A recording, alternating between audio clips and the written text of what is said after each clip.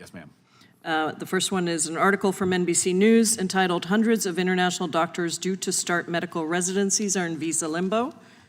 And the second one is, because we've had so much conversation on overstays, it's the Homeland Security Fiscal Year 2023 Entry-Exit Overstay Report that specifically says that the overstay rate is 1.02%.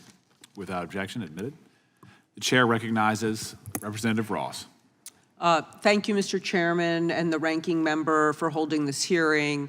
I'm gonna try to overlap in a positive way with Mr. Van Drew and talk about what we need to enhance legal immigration. I am absolutely convinced that we can fix our immigration system to deal with illegal immigration, the overstay situation. Obviously, we're working on the border, but we can walk and chew gum at the same time.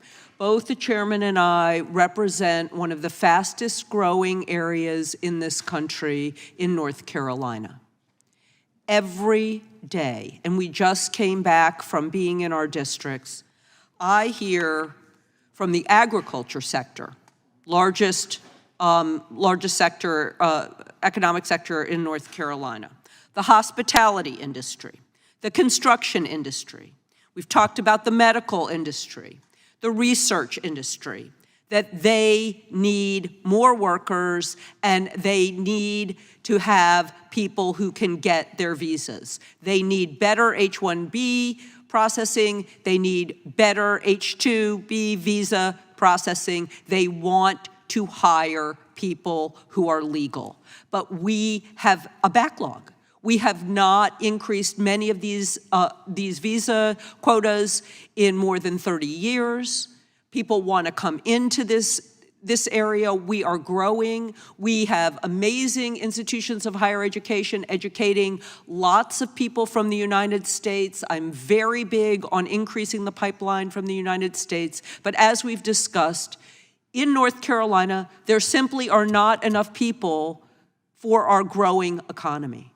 So increasing pathways to legal immigration is either the first or the second highest priority for the North Carolina Farm Bureau, the North Carolina Chamber of Commerce, the North Carolina Home Builders, our education institutions.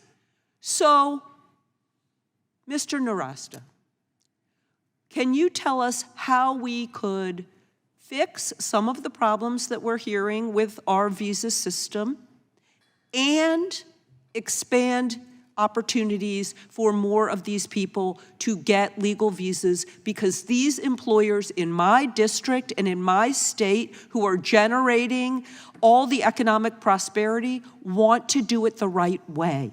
The major problem with the legal immigration system in the U.S. is that it is far too restrictive, it is far too complicated, it is far too burdensome. It is the second most complicated portion of American law after the income tax. Now, I'm just a humble supporter of the free market, but I think that people should be able to go back and forth based on where they are demanded, where their opportunities are, where people want to buy and sell from them and to them.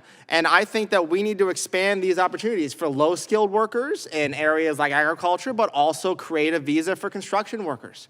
I think we need to create a visa for manufacturing, for all different types, for every sector of the American economy, for mid-skilled workers, for people who are higher skilled, make it easier for them to come in, some of them temporarily, some of them permanently. I mean, but at a minimum, I think the thing that we can do is create a visa for entrepreneurs, which this country entirely lacks. I mean, that's the no-brainer here. That's the biggest no-brainer around.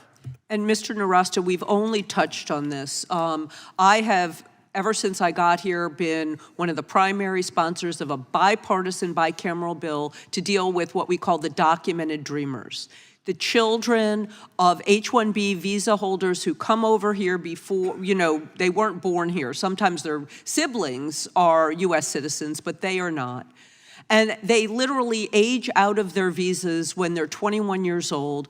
And the backlog is so long that they will never be able to get a visa or become a U.S. citizen. They're the children of highly educated people. Most of them are in college. We've paid for their education. And now we're deporting them to countries that we compete with. What do you say to those documented dreamers who I've been fighting so hard for? You should be allowed to stay in the United States. You should be allowed to become an American citizen. You should be allowed to use your talents and your skills and your grit to do well here. The one thing we know about children doing well, or how well they're going to do in life, is it's related to their parents. And H-1Bs who come to the United States do extraordinarily well. They have above the 90th percentile in wages in the United States. So kids are going to do about as well as they do if we let them, if the government lets them succeed. And all we need to do is get out of their way. All we need to do is take the government out of this equation to legalize these folks and allow them to do what they want to do, which is to succeed and become Americans. Thank you, and I yield back. Thank you, Ms. Ross. The chair now recognizes myself for 5 minutes. Ms. Vaughn, one of my greatest frustrations is the conflating of illegal versus legal. No one up here is against legal. We all want to strengthen it. But